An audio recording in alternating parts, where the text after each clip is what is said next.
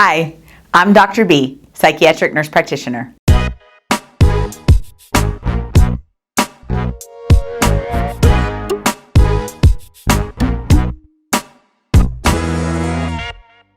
Today I'm going to be talking about how we process information, how we process the world, how it affects us emotionally and mentally. So understanding how you do that allows you to learn how to be mentally strong.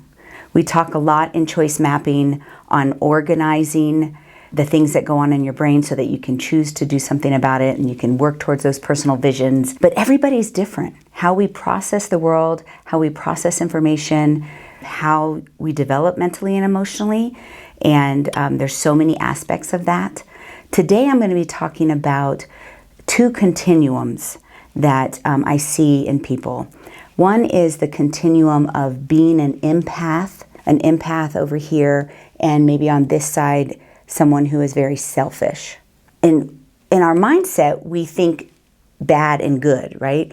But if you are too empathetic, you are taking on other people's bad energy, other people's problems. It's emotionally draining. It's not good for you.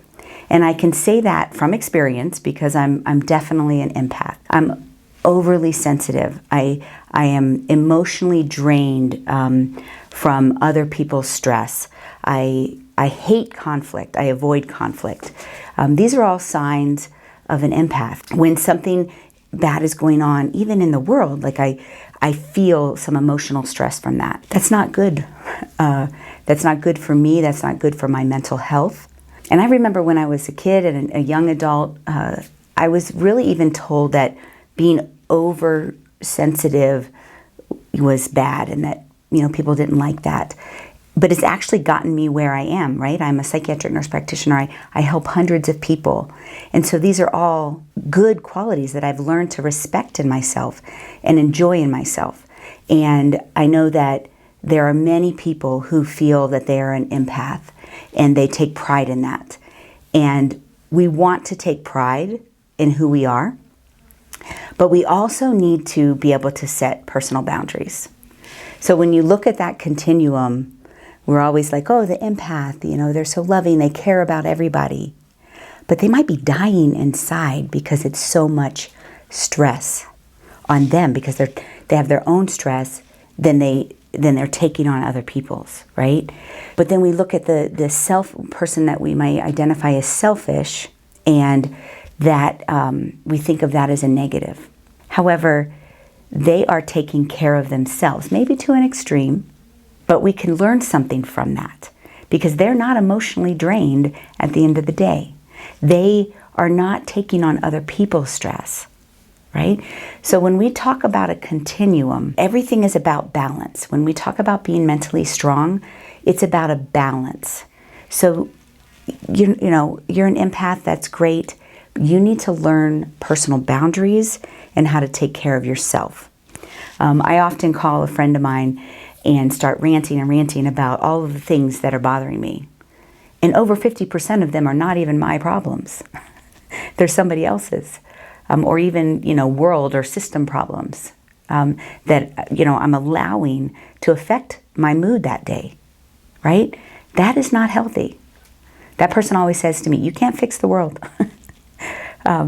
So my goal in kind of expressing these things is that if we take care of ourselves, each and every one of us, and somewhere get in the middle of that continuum, that we'll all be healthier, that there'll be less stress for each of us individually and collectively, right?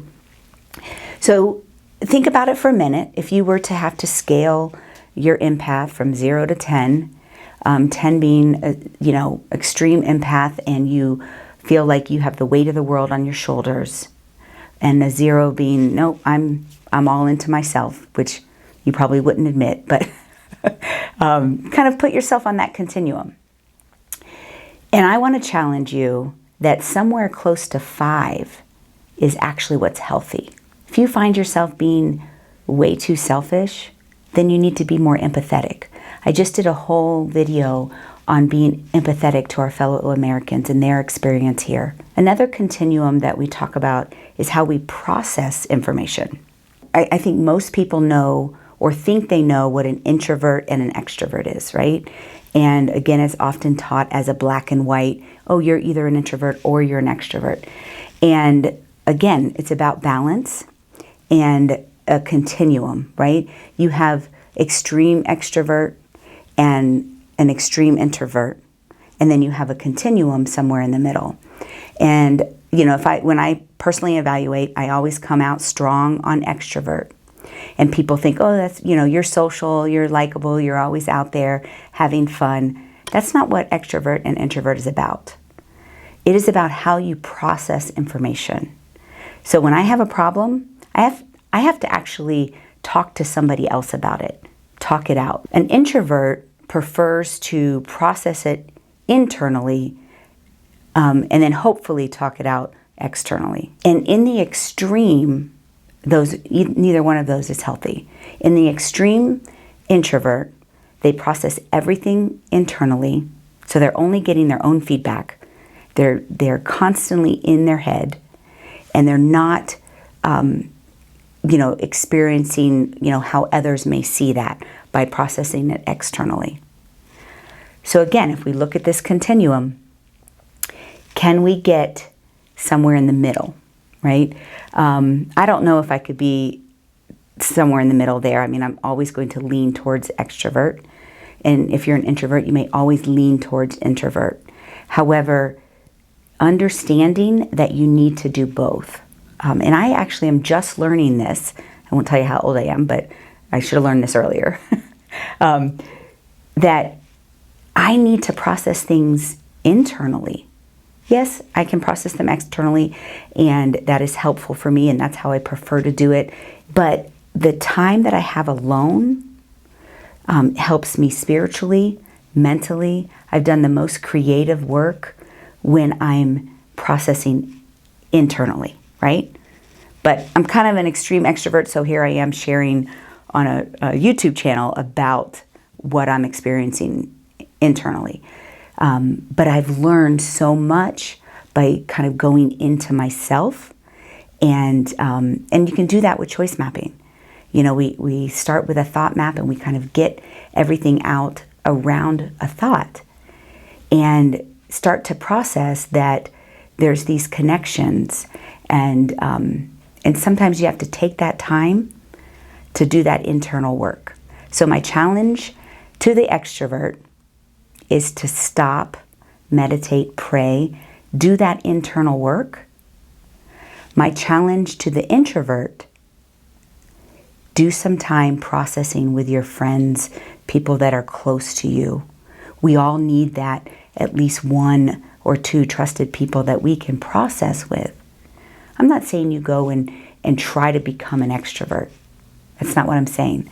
I'm saying challenge yourself that if you're just always inside of yourself and inside of your head, that might be exhausting for you, and it's not the healthiest way. The healthiest way is to have a balance between processing internally and externally. Just like when I talked about there's a balance between that being an empath and actually being selfish sometimes. We call it self-care, is the politically correct way to say that, right? But you have to take care of yourself.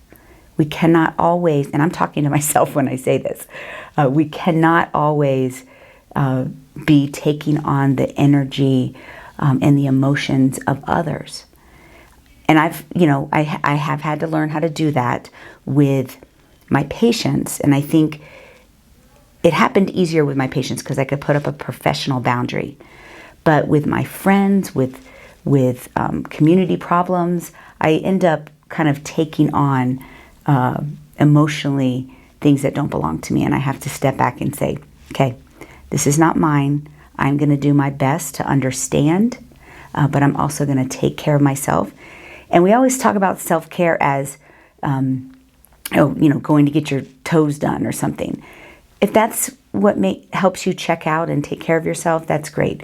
But when I say self-care, I'm really talking about personal boundaries of caring for yourself. Personal boundaries that allow you to be mentally strong. personal boundaries that allow you to, identify and organize what's going on in your brain so that you can choose to be happy.